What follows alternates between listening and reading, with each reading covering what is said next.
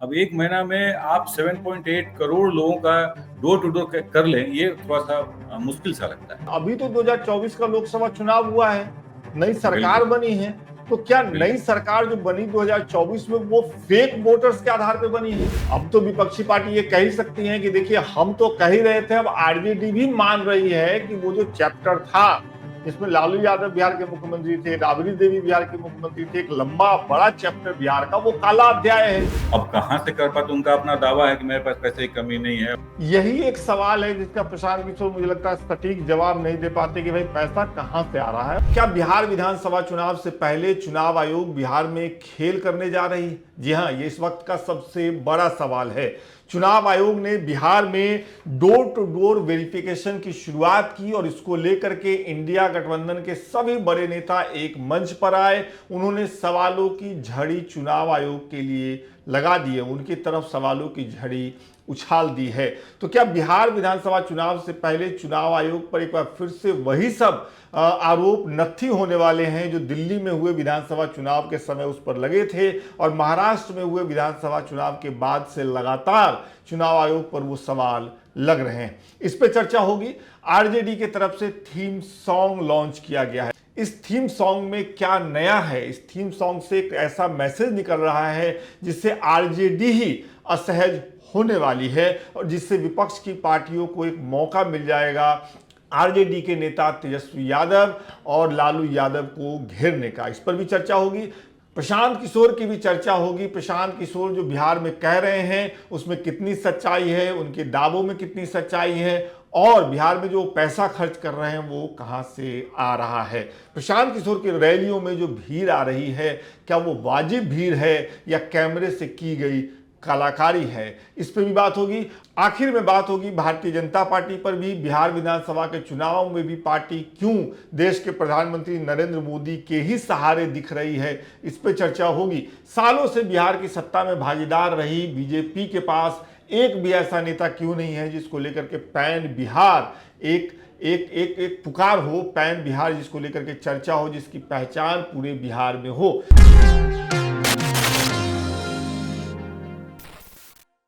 आपका स्वागत करता हूं मैं लोकमत के शो ऑफ कैमरा में। Thank you Vikas ji, thank you for having me once again. जो सवाल आप रिकॉर्डिंग से पहले पूछ रहे थे कि ऐसा तो नहीं है कि हम दोनों को हर हफ्ते देख देख के दर्शक बोर हो रहे होंगे, बिल्कुल उसका बिल्कुल जवाब मैं बिल्कुल अभी दे देता हूं जब रिकॉर्डिंग शुरू हो गई है। जी। मुझे ऐसा लगता है कि ऑफ कैमरा के जो भी हमारे दर्शक हैं वो एक तो लॉयल दर्शक हैं और वो देखने नहीं आते। न मेरी सूरत इतनी खूबसूरत है और न आप इतने अच्छे लगते हैं, बिल्कुल वो बिल्कुल बातें बिल्कुल। सुनने आते हैं। नहीं नहीं, तो उनको जो उनको भी आते हैं, मुझे लगा कहीं वैरायटी चाहिए उनको, कहीं दूसरे लोग को भी पसंद करते हो और आप और हम मिलकर बोर कर रहे हो अनइंटेंशनली, बिना जाने या बिना ये मतलब के। तो इसको आप प्लीज आप देख लें, ये मैं बोल रहा था। नहीं तो बस आप यहीं से देख लेंगे, कमेंट बॉक्स में लोग बताना शुरू कर देंगे। एक बड़ी अच्छा खासियत है ऑफ कैमरा के दर्शकों को, अभी तुरंत जी देखिएगा जैसे ही शो अपलोड होगा, ऑफ कैमरे के शो अपलोड होते ही कमेंट जी बॉक्स में बातें आ जाएंगी। जी लेकिन जी हम लोग आते हैं टॉपिक पे। अभी जब हम लोग चर्चा कर रहे हैं, बातचीत कर रहे हैं, तो बिहार की राजधानी पटना में इंडिया गठबंधन के लोग एक प्रेस कॉन्फ्रेंस कर रहे हैं। इंडिया गठबंधन के नेता एक प्रेस कॉन्फ्रेंस कर रहे हैं जिसको अभी आपसे बातचीत करने से पहले मैंने तेजस्वी यादव का पूरा संबोधन सुना है, जी जिसमें वो कह रहे हैं कि door to door verification drive जो इलेक्शन कमीशन चलाने वाली है बिहार में, वो एक तरीके से गरीब गुरुओं के वोट को हथियाने की कोशिश है। तो जो आरोप महाराष्ट्र में इलेक्शन कमीशन पे लगा, ऐसा लग रहा है कि बिहार चुनाव शुरू होने से पहले ही वो आरोप चुनाव आयोग पे लग रहा है। तो ये जो door to door verification election commission शुरू कर रहा है, उसका क्या मतलब है? विपक्ष की तरफ से जो आरोप लगाया जा रहा है उसमें कितना दम दिखता है एक स्वतंत्र पत्रकार को, वरिष्ठ पत्रकार को? बताइए, चर्चा यहीं से शुरू होगी। नहीं, देखिए विकास जी, ये बात सही है। ये इशू रेकअप होना था, ये रेज होना था पॉलिटिकल पार्टी का। मुझे ये थोड़ा सा डाउट ये था कि अभी तक ये कर क्यों नहीं रहे, क्योंकि ये बड़ा इशू है। ये इलेक्शन के ठीक 3 महीना पहले, 4 महीना पहले आप आके स्टेट विजिट करते हैं और ये इशू करते हैं कि 2003 के पहले जिनका नाम था वो तो ठीक है, बाद जिनका नाम, उनको बर्थ सर्टिफिकेट या आइडेंटिटी प्रूफ देना होगा। अब ऐसे इसमें गरीबों के पास ठीक है, इंडिया इंडिया गठबंधन के लोग आज मीटिंग किए, आपस में डिस्कशन किए कि इस इशू को रेज करना चाहिए इन पब्लिक इंटरेस्ट। और इसको सामने लाना चाहिए, लोगों को उसको अपोज करना चाहिए। हालांकि 25 तारीख को जब ये मीटिंग हुई थी, election chief election electoral officer जो विनोद गुंजियाल हैं बिहार में आजकल, 2007 बैच के शायद आईएएस ऑफिसर है, तो ये इनके सामने लोगों ने अपना प्रोटेस्ट रजिस्टर किया था। लेकिन पहली बार ये सब पार्टी के नेता आपस में मिलकर डिसाइड किए और एक जॉइंट इंडिया ब्लॉक के बैनर के नीचे आज ये बात लेके आ रहे हैं। और ये बात सही भी है, एक मेजर इशू है, आपको करना था, इसके पहले करना था, एक साल पहले ये एक्सरसाइज शुरू होना था। 3 महीना पहले करने से थोड़ा एक असमंजस की स्थिति बन जाती है। और इंटरेस्टिंगली एनडीए के जो कॉन्स्टिट्यूएंट्स हैं, उनके जो पार्टी के लोग हैं, उनके तरफ से अभी तक कोई रिएक्शन नहीं आया, किसी ने अपोज नहीं किया। तो ये डाउट और भी बढ़ जाता है लोगों के मन में, ऐसा क्यों है?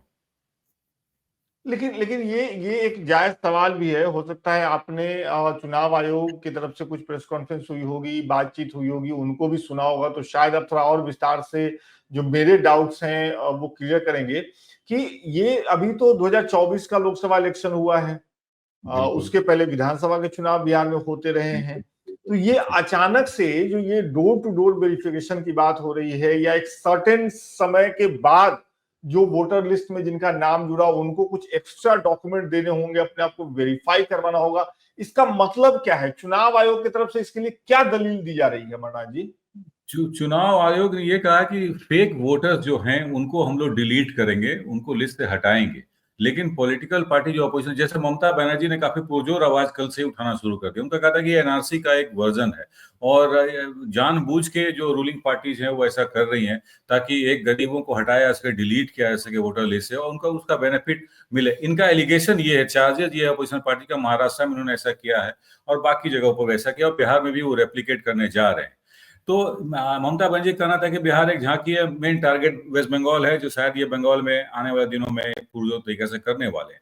लेकिन थोड़ा सा एक जो जनरल वोटर हैं, जनरल जो लोग हैं यहाँ पे बिहार में, उनके उनके मन, अब 7.8 करोड़ मतलब 78 मिलियन वोटर्स हैं बिहार में। ये पॉसिबल ऐसे भी लगता नहीं है कि डोर टू डोर हो पाएगा इलेक्शन कमीशन के द्वारा, क्योंकि ये बड़ा मुश्किल है, बड़ा हरक्यूलियन टास्क है, बड़ा एक्सरसाइज करना होगा। अब ऐप के थ्रू, ऐप आप अगर कर दें, एक न्यूज में कहीं पढ़ा था कि ऐप इलेक्शन कमीशन एक जारी करेगा, उसके ऐप के थ्रू आप जाके बीएलओ को करें, ये बड़ा असमंजस और मेस हो जाएगा फिर सारा। आपको करना था, इसमें टाइम लेना था, आपका इंटेंशन हो सकता है सही हो, फेक वोटर्स को डिलीट करना और डिलीट करना, ये एक अच्छी बात हो सकती है, लेकिन इसको करना चाहिए था थोड़ा टाइम लेके और ढंग से करना चाहिए था, ना कि 2-3 महीने के अंदर, 1 महीने के अंदर सब चीज। अब इसका डेडलाइन भी है 25 जुलाई, 26 जुलाई, वो खत्म भी होना, 1 महीना में खत्म भी होना एक्सरसाइज। अब 1 महीना में आप 7.8 करोड़ लोगों का डोर टू डोर कर लें, ये थोड़ा सा मुश्किल सा लगता है। इसमें इल इंटेंशन बिल्कुल अपोजिशन पार्टी को लगता होगा।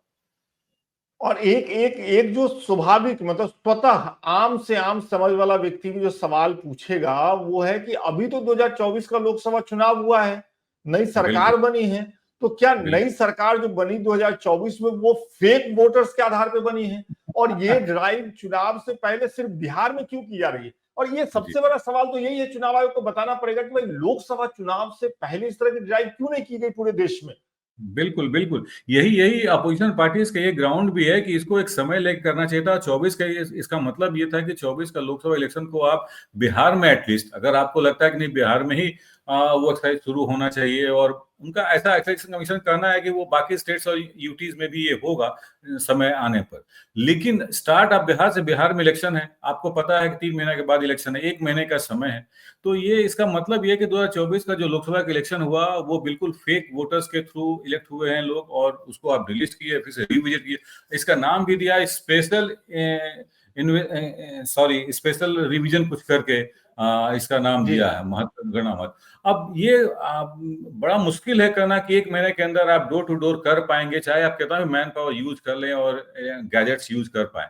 तो मन में एक डाउट तो जरूर लगता है, कहीं ना कहीं इल इंटेंशन है अपोजिशन पार्टीज के मन में, और ये जायज भी है। और देखिए ऐसे समय में जब चुनाव आयोग जैसी जो संस्था है जिस पर जिम्मेदारी है इस लोकतंत्र में चुनाव को बिना किसी डर भय के और बिना किसी लालच के संपन्न करवाने के, उस पर हर चुनाव में आरोप लगते हैं और ये बड़ा खतरनाक है। दिल्ली बिल्कुल में विधानसभा चुनाव हुआ भी, उसमें बड़े पैमाने पे आरोप लगे कि भाई एक सर्टेन इलाकों में वोटर लिस्ट से नाम गायब कर दिए गए, परिवार के लोग हैं वो सारे कागज दिखाते रहे, लेकिन एक पॉलिटिकल पार्टी जो आम आदमी पार्टी है उसका ये आरोप है कि भाई जी बड़ी बिल्कुल संख्या में लोगों के नाम काट दिए गए। अब बिल्कुल, महाराष्ट्र में अभी आप देखिए कि हाई कोर्ट और सुप्रीम कोर्ट में केस चल रहा है। जो लोकसभा में नेता प्रतिपक्ष है राहुल गांधी, वो अखबारों में लेख लिख करके एक तरीके से चुनाव आयोग पर आरोप भी लगा रहे हैं और अपने आरोप के बिल्कुल, पक्ष में कम से कम पुख्ता सबूत दे रहे हैं। ऐसे बिल्कुल। में ये बिहार का मामला उठ जाना, तो आपको लगता है कि मतलब आप बैल मुझे मार वाली स्थिति है या खेल कुछ और है? बिल्कुल, बिल्कुल, बिल्कुल, ये ऐसा है और ये बड़ी घटना है, बड़ा इश्यू है पॉलिटिकल पार्टीज के लिए, खासकर अपोजिशन पार्टी जो इश्यूज को आज रेकअप किया उन्होंने फॉर्मली, सब मिलजुल के बैठे और एक प्रेस कॉन्फ्रेंस किया। ये इश्यू को पहले से कल परसों ही टेकअप करना चाहिए, जैसे ममता बनर्जी ने किया था वेस्ट बंगाल, कल परसों। और मुझे ये बड़ा सरप्राइजिंग लगा था अभी तक ये पॉलिटिकल पार्टी के दिमाग में आ क्यों रहा है, क्योंकि ये एक छोटा मोटा इशू नहीं है, बड़ा इशू। इलेक्शन के ठीक पहले आप इस तरह का एक्सरसाइज शुरू करते हैं कहीं किसी स्टेट में, तो थोड़ा-सा कहीं लगता है कि आपका ये इंटेंशन सही नहीं है और कुछ मेजर चीज़ होने वाला है इलेक्शन में। जी, और यही जब सवाल उठेंगे, जब सवाल पूछा जाएगा, तो जी। इलेक्शन कमीशन की तरफ से जो प्रेस कॉन्फ्रेंस होगा उसमें शायरी, कविताओं के माध्यम से हाँ, इशारों हाँ। इशारों में जवाब दिया बिल्कुल, जाएगा। जबकि बिल्कुल। होना बिल्कुल, चाहिए कि बिल्कुल। इलेक्शन कमीशन सामने से आकर के जवाब दें। ये लोकतंत्र में चुनाव तो बड़ा मामला है ना। बिल्कुल, बिल्कुल, बिल्कुल। यही एक रास्ता है और यही कारण है कि लोकसभा में जो अपोज़िशन के नेता हैं राहुल गांधी ये इश्यू को, महाराष्ट्र के इश्यू को रेकअप करते रहे हैं, बार-बार बोलते रहे इसके अगेंस्ट में। और शायद अपोज़िशन पार्टीज़ को बिहार में बात समझ में आई है कल से और आज उन्होंने मीटिंग किया, मीटिंग के बाद ये प्रेस कॉन्फ्रेंस कर रहे हैं, लोगों को बता रहे हैं कि हमने अपोज़ किया। अब 25 तारीख को ये अपोज़ किए थे लेकिन वो इंडिविजुअली किए थे, इंडिविजुअल पार्टी वो जाके वहाँ अपना प्रोटेस्ट रजिस्टर कराया था कि ये अभी का समय नहीं है। लेकिन यूनानिमसली एक एक यूनिटी के साथ सब लोग मिल के करना, ये शायद आज शुरुआत हो गई है बिहार में। जी, महाराष्ट्र वाले मामले की जब हम बात कर रहे हैं तो अपने दर्शकों के लिए बताऊं कि महाविकास अघाड़ी जो गठबंधन है उसके एक सहयोगी दल ने मुंबई हाई कोर्ट में एक याचिका लगाई थी इस मामले पर। उस मामले पर सुनवाई करते हुए अपना जजमेंट दिया हाई कोर्ट ने और कहा है, उस याचिका को खारिज कर दिया और कहा है कि यह हास्यास्पद है, यह आरोप मतलब महाराष्ट्र चुनाव में गड़बड़ी के आरोप को हास्यास्पद बताया है। इस मामले पर हमारे साथी उपेंद्र ने लोकमत मराठी के जो वीडियो सेक्शन के एडिटर हैं आशीष यादव, जो महाराष्ट्र की पॉलिटिक्स से अच्छी समझ रखते हैं, उनसे बात की अलग से इस मुद्दे पे। उसका लिंक ऊपर आएगा, आप उस बातचीत को भी देखिएगा। फिलहाल हम लोग बिहार के मामले को ऑफ कैमरा में और आगे बढ़ाते हैं। चुनाव जी, आयोग जो कर रहा है उस पे विपक्षी पार्टियां जो कह रही हैं और जो कुछ जायज सवाल हैं वो जानने समझने के बाद, अमरनाथ जी, आज की बातचीत में आरजेडी और खास तौर पे तेजस्वी यादव हमारे केंद्र में है। जी, आपने देखा होगा मेरे ख्याल से 5 मिनट के आसपास का थीम सॉन्ग जो है वो आरजेडी जी, ने जारी किया है। जी। उसका जो मुखरा है वो है कि रोशन सवेरा लइहेंगे, तेजस्वी अइहेंगे। हाँ, वो तो लोकल लिंगो इसमें में है। जब ये पूरा, हाँ, ये जब ये पूरा गाना मैं सुन रहा था तो इसमें कहीं भी 1 मिनट के लिए भी, 1 सेकंड के लिए भी ना तो लालू राबड़ी राज की चर्चा है, ना ही लालू यादव की तस्वीर दिखती है, राबड़ी देवी की तस्वीर दिखती है या उनके शासनकाल की कोई बात होती है। सिर्फ और सिर्फ तेजस्वी यादव को लेकर के ये पूरा पूरा गाना जो है वो डिजाइन किया गया है। तो इस गाने से ये जो संकेत है लालू को उसमें न रखने का, राबड़ी जी को उसमें न रखने का, इसके क्या मायने? हालांकि पिछले विधानसभा चुनाव में भी पोस्टर से लालू यादव गायब थे और तेजस्वी यादव ही थे। तो ये आरजेडी बार बार क्यों कर रही है, जबकि बाकी पार्टियां अपने पुराने नेताओं को भी पोस्टर पे रखती हैं और उनके कामकाज को बता करके भी वोट मांगती हैं। विकास जी, आपको पता है कि एक तो इसके एक दो जो कारण मेरे समझ में आ पा रहा है वो ये है कि आपको जो 15 सालों का जो आरजेडी का शासनकाल रहा है 90 से 2005 तक, जिसमें 97 तक लालू जी रहे, उसके बाद उनकी पत्नी राबड़ी देवी जी मुख्यमंत्री रही बिहार की। तो वो एक पॉलिटिकल हिस्ट्री में, बिहार के पॉलिटिकल हिस्ट्री में एक ब्लैक चैप्टर और मिस गवर्नेंस और मिस रूल के रूप में लोग उसको जानते हैं और लॉ एंड ऑर्डर कोलैप्स हो गया था। और ये कुछ हद तक सच भी है, उस वक्त हम लोग पत्रकारिता कर रहे थे 96 97 से, कुछ हद तक सही भी है। तो शायद ये कोशिश जरूर हुई है आरजेडी के तरफ से, या जो वीडियो बना है तेजस्वी यादव के जो सोशल मीडिया के इंचार्ज हैं और जो लोग मिलके टीम जो बनाई है उनकी, कि वो शायद वोटर को याद दिलाना नहीं चाहते, नहीं लेके जाना चाहते आरजेडी के उस 15 साल के, जिसमें कि हाईकोर्ट ने टिप्पणी भी किया था कि जंगल राज है बिहार में, उसी 15 साल को लेकर के। तो वो रिकॉल कराना नहीं चाहते, सारा फोकस तेजस्वी पे करना चाहते हैं। और आपको पता है सी वोटर और सारा जो सर्वे हो रहा है बेस्ट चीफ मिनिस्टर, उसमें तेजस्वी का नंबर अभी भी नंबर 1 है बेस्ट चीफ मिनिस्टर के रूप में उनका। तो चाहते नहीं कि वो डेंट हो, उस पर कोई एक कहीं से भी क्वेश्चन मार्क हो, शायद उसको हटाने का लोगों को याद न दिलाने की एक कोशिश है। हालांकि 5 मिनट का ये वीडियो बड़ा अच्छा वीडियो बना है, लोकल लैंग्वेज में, लोकल लिंगो में इनके अचीवमेंट्स को दिखाया, और ये अमूमन हर पॉलिटिकल पार्टी करती है इलेक्शन के पहले। बीजेपी का वीडियो आएगा, लेकिन प्रशांत किशोर इसका का। इसका जो आप कह रहे हैं कि आरजेडी नहीं चाहती है याद दिलवाना, इसका एक और मतलब है, और वो मतलब जी, बैठता है विपक्ष की तरफ। अब तो विपक्षी पार्टी ये कह ही सकती है कि देखिए हम तो कह ही रहे थे, अब आरजेडी भी मान रही है कि वो जो चैप्टर था जिसमें लालू यादव बिहार के मुख्यमंत्री थे, राबड़ी देवी बिहार के मुख्यमंत्री थे, एक लंबा बड़ा चैप्टर बिहार का, वो काला अध्याय है। पहले ये हम कह रहे थे, अब आरजेडी भी खुद मान रही है, इसलिए थीम सॉन्ग में कहीं इसका जिक्र नहीं है। तो अब ये माना जाए कि जो तेजस्वी यादव की आरजेडी है वो उस चीज को डिफेंड नहीं कर पा रही है।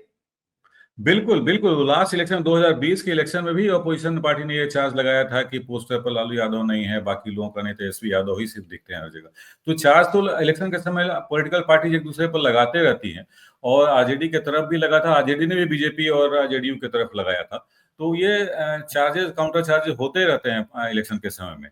तो चार्ज तो बिल्कुल बीजेपी के और जेडीयू के हाथ में एक एक एक आर्गुमेंट तो है कि वो क्यों नहीं 15 साल के जिक्र किया उन्होंने अपने वीडियो में। लेकिन इनका इनका कहना है, आरजेडी के नेताओं का कहना है कि सारा हमारे नेता तेजस्वी यादव आज के डेट में सारा फोकस उन्हीं पर है, और लोगों ने देखा है कि 17 महीने के शासनकाल में जब वो महागठबंधन के साथ नीतीश कुमार के साथ थे, किस तरह से काम किया, नौकरी दी। और 2-3 दिन पहले भी कुछ नेताओं का यह कहना था कि तेजस्वी यादव एक छात्र कुछ संसद कर रहे थे, पटना में एक फंक्शन था, जी जिसमें जी जी। उन्होंने बापू जिसमें उन्होंने सभागार में, मेरे ख्याल से जी, बापू बापू सभागार। सभागार में। उसमें उन्होंने लोगों को, छात्रों को पेन डिस्ट्रीब्यूट किया, कलम बांटा सबों को। और उसी दिन ये अखबारों में खबर थी कि पंचायत समिति के सदस्यों को स्टेट गवर्नमेंट जो है, अब नीतीश कुमार की सरकार जो है, वो आर्म्स लाइसेंस डिस्ट्रीब्यूट करने वाली है। तो उनका नेता, आरजेडी के नेताओं का ये आर्गुमेंट था कि एक तरफ हमारे नेता पेन बांट रहे हैं और दूसरे नेता आर्म्स लाइसेंस बांट रहे हैं। तो आप डिफरेंस समझ लीजिए चीजों का, क्या डिफरेंस। ये इलेक्शन के समय होते रहता है, एक दूसरे पर चार्जेस, काउंटर चार्जेस लगते रहते हैं। लेकिन ये वीडियो बनाया अच्छा है, और एक्चुअली जिसमें जो बड़ा अनलाइक आरजेडी जो कहते हैं, हल्ला हंगामा कम है वीडियो में, और बड़ा कूल है। और उम्मीद की करते हैं कि 2-3 साल, 2-3 महीनों में, या 2-3 हफ्तों में या दिनों में बीजेपी और जेडीयू जो रूलिंग पार्टी है, उनके भी वीडियो की आएंगे तरफ से जरूर। भी लॉन्च हो जाएगा जी, इस तरीके का बिल्कुल बिल्कुल गाना। बिल्कुल। अच्छा, एक जो आरजेडी की तरफ बात आती है, 2024 के लोकसभा चुनाव चूंकि अभी हुआ है हाल में ही, जी उसमें लगभग 22.14% वोट जो है वो आरजेडी के खेमे गया। और बिहार में ये माना जाता है कि लगभग 14% जो यादव वोट है और 18% मुस्लिम वोट है, वो जी आरजेडी का वोट बैंक है। सवाल जी ये है कि सरकार बनाने के लिए या सत्ता में आने के लिए इसके बाहर जाकर जो वोट लेने की जरूरत है, तेजस्वी यादव के नेतृत्व में आरजेडी वो करती हुई आपको दिख रहा है? आपको लग रहा है कि इन दो वर्गों से बाहर तेजस्वी यादव के लिए एक सहमति बन रही है, एक स्वीकारोक्ति बन रही है उनके लिए, या फिर वो काम गठबंधन के साथ ही करेंगे? मतलब क्या प्लान क्या है? देखिए, कोशिश तो जरूर हो रही है पार्टी की तरफ से। लोग कोशिश कर रहे हैं कि ईबीसी का जो वोट है, पासवान, दलित, महादलित और ईबीसी का जो एससी का समाज है, उसमें एक इनरोड किया जाए, उसमें घुसा जाए, डेंट किया जाए। कोशिश तो जरूर, लेकिन बाय एंड लार्ज लोगों के मन में ये परसेप्शन जरूर अभी भी है कि नीतीश कुमार ही ईबीसी को रिप्रेजेंट करते हैं बिहार के पॉलिटिकल लैंडस्केप में, और नीतीश कुमार के साथ ही वो वोट जाए। शायद यही कारण भी है कि बीजेपी उनको इलेक्शन तक रखना भी साथ में चाह रही, वो उस सेक्शन को लूज नहीं करना चाहती। लेकिन आरजेडी की तरफ से भी कोशिश हो रही है। ये पार्टी के नेताओं का मानना जरूर है कि अब सिर्फ यादव एमवाई कॉम्बिनेशन से ही शासन में बहुत दिनों तक नहीं रहा जा सकता है, या शासन में नहीं आया जा सकता है। तो कुछ हम लोग को अपना, तेजस्वी यादव ने कुछ कुछ दिनों पहले ये कहा था कि A to Z पार्टी बन गया, एमवाई की पार्टी नहीं रही, A to Z हमारी पार्टी हो गई, सारे जाति के लोग, सारे लोग। ये एक पॉलिटिकल रेटोरिक हो सकता है, लेकिन कोशिश जरूर है कि उनके लिए कुछ अनाउंसमेंट करना है कि हम ये कर देंगे, आने के बाद 2,500 रुपया महिलाओं को देंगे, या पेंशन बढ़ा दें। हमारे प्रेशर में सरकार ने प्रेशर पेंशन का ये बढ़ाया है, अमाउंट बढ़ाया है। तो ये सब करने की कोशिश तो हो रही है गरीबों के बीच में ईबीसी और ईबीसी वोट को डेंट करने का। कोशिश हो रही है, लेकिन इस कोशिश में किसे कामयाबी मिलेगी ये तो जब चुनाव का रिजल्ट आएगा, जिसमें अभी बहुत वक्त तभी है, पता तब पता जी, चलेगा। बीच में बहुत सारी कहानी बदलने वाली है, चुनाव में यही बिल्कुल होता है, खासतौर पे बिहार बिल्कुल का चुनाव हो तो और दिलचस्पी बिल्कुल बढ़ जाती है ना बता जी। बिल्कुल बिल्कुल बिल्कुल बिल्कुल बिल्कुल। अच्छा, और हम लोग, आपने जी हाँ।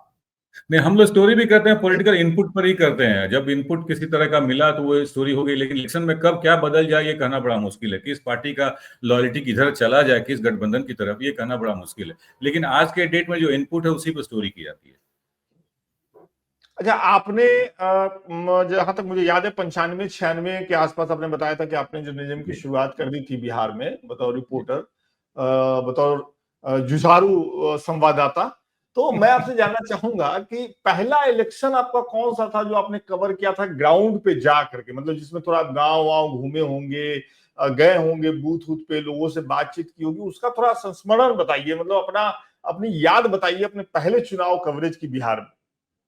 उस वक्त आपको पता है विकास जी, बिहार में उस वक्त का जो चुनाव है वो जाना जाता था बूथ कैप्चरिंग और गन टोटिंग क्रिमिनल्स और एरिया के दबंग कैसे बूथ कैप्चर कर लेते हैं। और हम लोग जनरली सिवान जाते थे, मोकामा की तरफ जाते थे जहां दबंगों का वर्चस्व हुआ करता था और वो बूथ लूटने की घटना होने की अधिक संभावना बनी होती थी।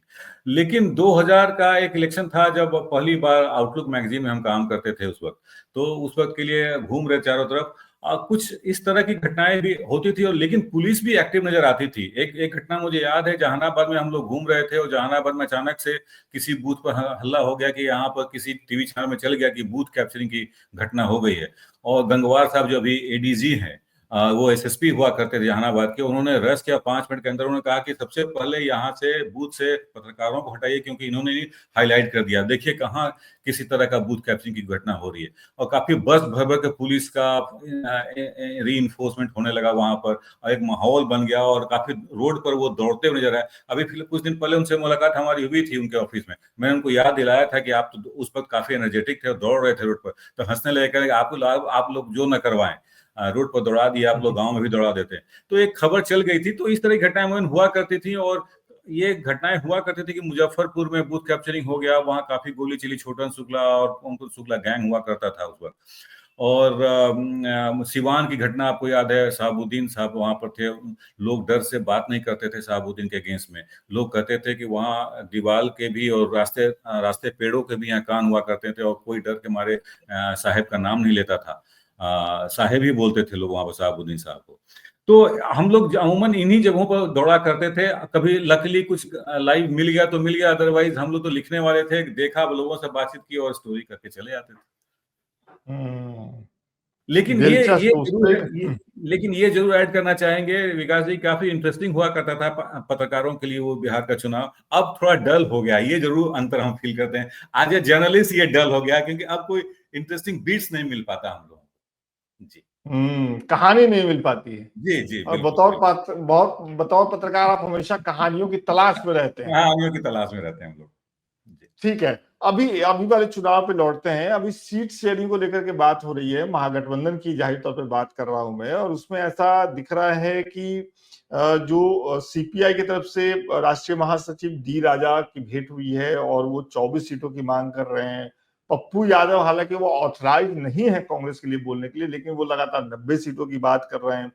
तो क्या चल रहा है महागठबंधन में सीटों की बात अगर आप करें तो, हालांकि हम इस पर बात कर चुके हैं कि ऐसा ऐसा एक समीकरण रहेगा, लेकिन अगर आपसे मैं पूछूं तो अभी अंदर खाने क्या चर्चा चल रही है, कैसी मीटिंग्स हो रही है, क्या बातचीत हो रही है, कौन किस पे दबाव बना पा रहा है कारगर तरीके से, या कोई किसी पे दबाव नहीं बना पा रहा है, जो चाहेंगे वो तेजस्वी ही करेंगे देखिए, दोनों महागठबंधन में। दोनों दोनों ब्लॉक में, एनडीए ब्लॉक में भी और महागठबंधन ब्लॉक में भी ये बिल्कुल तय है किसको कितना नंबर ऑफ सीट मिलेगा। अखिलेश सिंह भी कल रात में गए थे तेजस्वी से मिले, जो कांग्रेस के पूर्व अध्यक्ष रहे स्टेट के।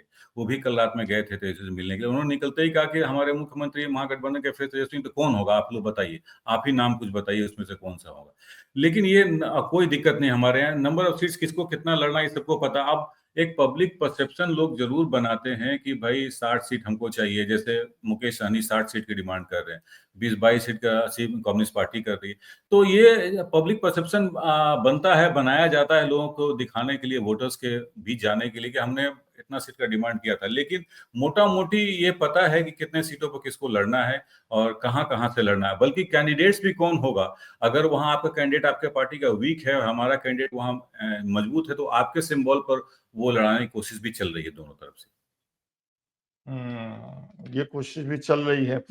इसके अलावा मतलब महागठबंधन से बाहर निकले तो दूसरा गठबंधन जो एनडीए का है, और एनडीए की तरफ से मैं भी कुछ पढ़ रहा था, तो उसमें बीजेपी की जो प्लानिंग है बिहार विधानसभा चुनाव में, वो ऐसी मैं पढ़ रहा था तो उसमें था कि प्रधानमंत्री नरेंद्र मोदी की कुल 9 रैलियां जो है बिहार में होंगी, 2 हो चुकी हैं उसमें से, 7 अभी और होंगी। और इन 9 रैलियों के जरिए पार्टी करीब 243 सीट है बिहार में, जी 200 बिल्कुल। सीटों को कवर करने की कोशिश है और बीजेपी की प्लानिंग है। तो थोड़ा बीजेपी की प्लानिंग बताइए, माइक्रो लेवल पे बीजेपी जानी जाती है प्लानिंग करने के लिए। रैलियों की बात अलग है, गांव गांव में मंडल जो उसके होते हैं वहां पे जो उनके अध्यक्ष होते हैं, पार्टी बूथ तक अपने लोगों को खड़ा करने के लिए जानी जाती है। बाकी उसमें बिहार में क्या प्लानिंग है बीजेपी की? देखिए, वही जो आप बता रहे थे, प्रधानमंत्री ही उनके पार्टी के स्टार प्रचारक हैं बिहार में, बिहार इलेक्शन में भी। और 9 डिविजन्स में उनका 9 रैली होना है, जो बिहार के 9 डिविजन्स हैं, प्रमंडल या मंडल बोलते हैं उसको, उसमें 9 डिवीजन में वो करेंगे। इस बार ये है कि थोड़ा और अधिक भीतर की तरफ और अधिक लोकल हो प्रधानमंत्री, लोग उनको नजदीक से देख पाएं, सुन पाएं, और वो एक इमेज, तो एक बीजेपी का माइक्रो मैनेजमेंट होता है और बीजेपी के लोग, लेकिन स्टार प्रचारक अभी भी नरेंद्र मोदी हैं, प्रधानमंत्री ही हैं। अमित शाह का दौरा अभी शुरू नहीं हुआ, वो शायद अगले महीना जुलाई से शुरू होने वाला है किसी समय, अभी प्रोग्राम नहीं आया है। लेकिन बीजेपी की कोशिश होती यही है, और बीजेपी के स्टार प्रचारक नरेंद्र मोदी ही है। पिछले एपिसोड में हम लोगों ने कहे थे कि अभी सबसे पॉपुलर लीडर बिहार में कोई है तो नरेंद्र मोदी है, खासकर हिंटरलैंड में, जो रूरल एरियाज है बिहार का, उसमें आप जाकर बात करें तो नरेंद्र मोदी के ही लोग बात करते हैं। लेकिन अब एक दूसरा क्वेश्चन लोग इमीडिएट करते हैं कि भाई ये तो स्टेट असेंबली का इलेक्शन है, ये लोकसभा का इलेक्शन नहीं है। लेकिन पार्टी के रुख को देखते हुए जरूर ऐसा लगता है, उनके जितनी रैलियां हो रही हैं, किसी पार्टी के नेता की रैलियां उतनी नहीं हो रही है। और कभी रोड शो, कभी 2 दिन यहाँ स्टे कर रहे हैं, कभी रोड शो कर रहे हैं। तो विक्रमगंज में भी वो रैली किए, और पटना में रोड शो कर रहे हैं, यहाँ रोड शो हो रहा है, वहाँ रोड शो हो रहा है।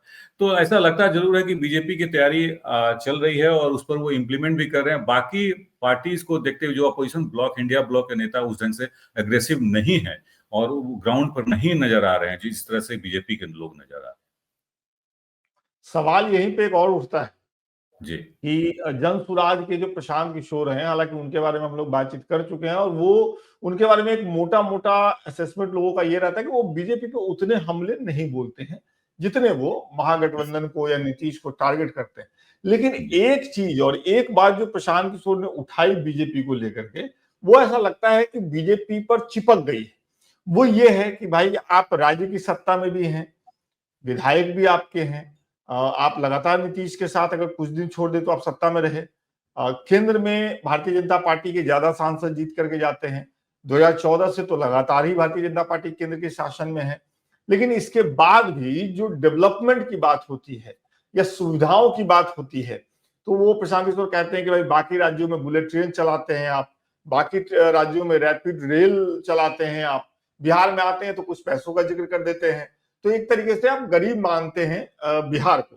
तो ये जो एक आरोप लगाया प्रशांत किशोर ने, वो तो बीजेपी पे चिपकता हुआ दिख रहा है बाहर से। मैं बिहार की बात करूं, पटना में, उसके बाहर जब आप कभी गए हो, क्या लोग इस बात को लेते हैं, बीजेपी से सवाल करते हैं इन चीजों को लेकर के, मोदी जी से सवाल करते हैं इन चीजों को लेकर के? देखिए, प्रशांत किशोर जी अगर बीजेपी पर इस तरह का छोटा मोटा आरोप और आक्षेप या अटैक नहीं करेंगे, तो उनकी क्रेडेंशियल शायद वन साइडेड हो जाएगी लोगों के मन में भी। तो उस क्रेडेंशियल को, कि हम न्यूट्रल हैं, हम ना बीजेपी को सपोर्ट कर रहे हैं, ना ही इंडिया ब्लॉक को सपोर्ट कर रहे हैं, हम सब पर अटैकिंग, हम एक थर्ड ऑल्टरनेटिव, पॉलिटिकल ऑल्टरनेटिव के रूप में आए हैं। तो इसको विश्वास दिलाने के लिए शायद वो बीजेपी पे कभी कभी कुछ बोल दिया करते हैं। लेकिन एक जनरल परसेप्शन लोगों के मन में जरूर है कि वो बीजेपी के बिहाफ पर ही काम कर रहे हैं, और बीजेपी के लिए ही काम कर रहे हैं। उनका कोई मकसद ये नंबर ऑफ सीट्स को लेकर नहीं है, जीतना नहीं है, और ये वो बिल्कुल हराने के लिए ही बीजेपी के आपके कारण अपने कैंडिडेट्स को, पार्टी कैंडिडेट्स को खड़ा करेंगे, और अपोजिशन जो इंडिया ब्लॉक है उनके कैंडिडेट्स को हराने की कोशिश होगी बीजेपी की तरफ। क्योंकि बीजेपी के भी लोग या जेडीयू के लोग कभी प्रशांत किशोर पर कोई अटैक नहीं करते, प्रशांत किशोर पर कोई उनके जी। उनके उनके आरोपों को जवाब नहीं देते। वो बीजेपी के लोग, कभी आपने सुना नहीं होगा कि नीतीश कुमार उनके आरोप का जवाब दे। तो ऐसा लगता जरूर है लोगों के मन सम्राट में। चौधरी जी, सम्राट चौधरी कभी कभी ऑन एंड ऑफ वो कर, लेकिन इस तरह से कोई हेलबेंट होके जिस तरह से वो आरोप लगाते हैं उस तरह से कोई आरोप नहीं लगाता, उसका डिफेंड नहीं करता कि नहीं इसका जवाब ये है, उस तरह का जवाब ये है, ऐसा नहीं है, या प्रशांत किशोर अपने राजनीति कर, इस तरह कोई कमेंट नहीं आता है। तो लोगों के मन में, और बिहार के लोग पॉलिटिकली काफी अवेयर है, बिहार के मन में लोगों से बात करने पर बिहार के लोगों के मन में जरूर रहता है कि प्रशांत किशोर की अपनी कोई पॉलिटिकल आइडेंटिटी पार्टी कभी नहीं बनी है और नहीं बना पाए हैं वो बीजेपी से अलग हटके। वो अभी मानते हैं कि नहीं बीजेपी के बिहार पर ही काम करें, जैसे कि कोई हैदराबाद से आता है और सीमांचल में अपने क्लेम करता है कि नहीं हमारी पार्टी इंडिपेंडेंट लड़ती है, लेकिन लोगों को पता है कि वो किसकी बी टीम है। नाम लोग बताते हैं, लेकिन नाम लेना यहाँ उचित नहीं है, लेकिन वो डिफेंड भी करते हैं कि नहीं ऐसा कुछ नहीं है। तो शायद इसी पैटर्न पर लोग प्रशांत किशोर को भी देख रहे हैं। लेकिन प्रशांत किशोर की आजकल जो रैलियां हो रही हैं, मतलब पटना में जो रैली हुई वो ठीक है, उसमें भीड़ नहीं जुटी, लेकिन गांव देहात में जो वो घूम रहे हैं, एक जो दूसरा चरण है उनकी पदयात्रा का, हालांकि पदयात्रा नहीं है, गाड़ियों से घूम रहे हैं, लेकिन उसमें तो काफी भीड़ आ रही है। मतलब सोशल मीडिया पे जो फोटो आ रही है उसको देख करके लग रहा है। आप बताएंगे असलियत? देखिए ये इसका नाम उन्होंने बदलाव वो कैमरा जूम करके लिया गया विजुअल है, या वाकई उनको देखने सुनने के लिए भीड़ आ रही है? बिल्कुल बिल्कुल आपने सही पकड़ा है। ये बदलाव यात्रा के नाम से ये घूम रहे हैं अभी, जो बिहार में घूम रहे हैं। एक तो प्रशांत किशोर की इतनी मार्केटिंग हो गई थी अभी से पहले, लोग बिहार में हेलीकॉप्टर भी लैंड करता है, अगर किसी लालू यादव का पहले हेलीकॉप्टर लैंड करता था किसी हाईवे पर तो उसको देखने के लिए भी 10,000 की भीड़ वहां इकट्ठा हो जाया करती थी।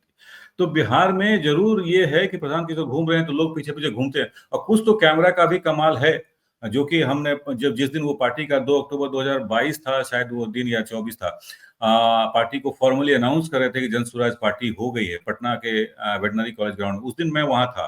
तो जो भीड़ थी और अच्छा। जिस तरह से कैमरा का पैन करके और जो एक टेक्निकल जो एक्सपर्टीज होता है उसको यूज किया गया था उसमें, मैं वहां तो देखने को मिला था।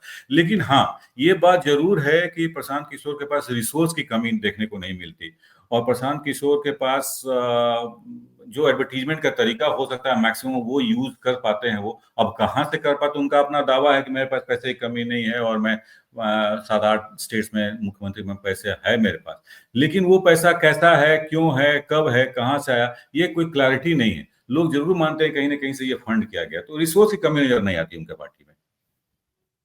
यही एक सवाल है जिसका प्रशांत किशोर मुझे लगता है सटीक जवाब नहीं दे पाते कि भाई पैसा कहां से आ रहा है और आप कैसे इतना पैसा खर्च कर रहे हैं। जी, ना जी, पहले से कोई पार्टी है, ना पहले से अपनी कोई सरकार है, बिल्कुल और बिल्कुल। कौन सी पॉलिटिकल पार्टी है जो इतना ज्यादा मदद कर रही है, और वो कैसे मदद कर रही है? क्या वो चेक से मदद हो रहा है या कैश बिल्कुल से मदद हो रहा है? बिल्कुल बिल्कुल बिल्कुल, इस पर क्योंकि कोई क्लैरिटी नहीं।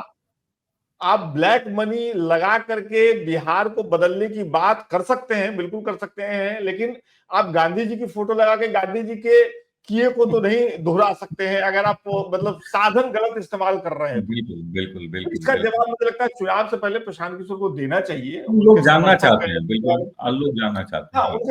उनके समर्थक कई बार गुस्सा आ जाते हैं, गलत भाषा का इस्तेमाल करते हैं, लेकिन समझिए ना, इस देश में सवाल सबसे होते हैं। अब जी प्रशांत किशोर बिहार बदलना चाहते हैं, इससे किसको ऐतराज है? कौन नहीं चाहता कि बिहार की बेहतरी हो? बिल्कुल बिल्कुल लेकिन बिल्कुल। लेकिन किस तरीके से, किस पैसे से, किसके दम पे, ये सवाल तो है ही, और इस सवाल का जवाब देना चाहिए प्रशांत किशोर को। प्रशांत किशोर से आगे जाएं जी तो एक सवाल मेरा आपसे ये है, आखिरी सवाल है कि जी बिहार में बीजेपी लंबे समय से सत्ता में है, भले गठबंधन गठबंधन के भरोसे है, और भारतीय जनता पार्टी का दिखता है कि वो जेपी आंदोलन के समय से कोशिश कर रही है बिहार में, और अभी तक गठबंधन की ही सरकार बना पाई है। जैसा माहौल इस बार है तो शायद उसके अच्छे दिन आ सकते हैं, ऐसी उम्मीद बिल्कुल जताई जा रही है। लेकिन बिल्कुल बिहार में बीजेपी के पास एक कोई ऐसा नेता क्यों नहीं, अमरनाथ जी, आज तक, जिसका पैन बिहार इफेक्ट हो? मतलब उदाहरण के तौर पे आप लेंगे तो जैसे नीतीश हुए, जैसे तेजस्वी भी अब स्टैब्लिश हो गए हैं कुछ हद तक, तो ये कमी तो भारतीय जनता पार्टी में है बिहार में। और ये क्यों है, ये कमी क्यों है भारतीय जनता पार्टी की बिहार में?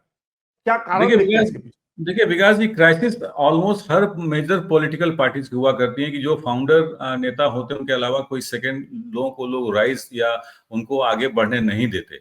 जो मेन लीडरशिप होती है वो दूसरे नेता को आगे बढ़ने नहीं देते। बिहार में बीजेपी के पास सुशील मोदी जैसे नेता थे, उनका देहांत हो गया अनफॉर्चुनेटली, जिनका एक एक्सेप्टेंस था और वो दिल्ली तक वो काफी कर पाते।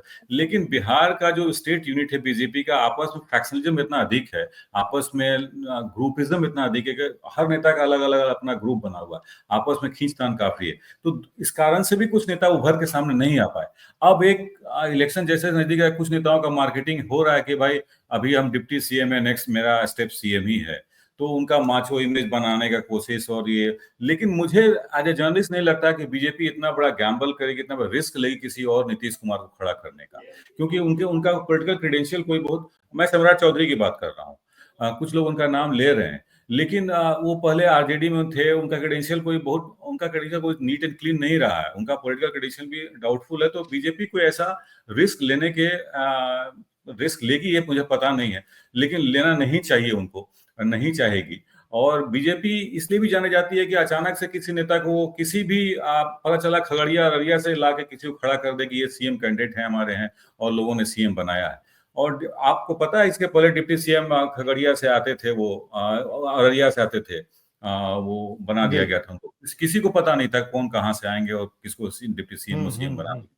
अभी तो तो बीजेपी अभी भी तो दो डिप्टी सीएम है ना, सम्राट चौधरी और विजय सिन्हा। और विजय कुमार सिन्हा है जी। तो तो विजय विजय कुमार सिन्हा सिन्हा भी तो, उनकी भी तो मार्केटिंग हो रही है, उनकी भी नहीं, मार्केटिंग उनकी होती रहती है। मार्केटिंग अभी तक उनकी मार्केटिंग सामने नहीं आ पाई है, इस तरह से फोर्सफुली लोग लगे हुए नहीं हैं मार्केटिंग करने में। लेकिन सम्राट चौधरी की तो मार्केटिंग हो रही है और लोग कर रहे हैं, सोशल मीडिया से लेकर हर जगह कानाफूसी कि नहीं ये तो यही है और यही बनने वाले। कुछ लोग बात चर्चा भी करना शुरू कर दिया लोगों ने, लेकिन मुझे लगता नहीं है कि उनका पॉलिटिकल क्रेडेंशियल इतना नीट एंड क्लीन है कि बीजेपी उन पर कोई रिस्क लेगी। चलिए, बहुत बहुत शुक्रिया ऑफ कैमरा के लिए, समय निकालने के लिए। इसी तरीके से वक्त निकालते रहिए। अगले हफ्ते भी कोशिश होगी कि आपके साथ ही बातचीत हो, फिर देखेंगे कि कहाँ जाना है। थैंक यू, ठीक है, थैंक यू। शुक्रिया, बहुत बहुत शुक्रिया।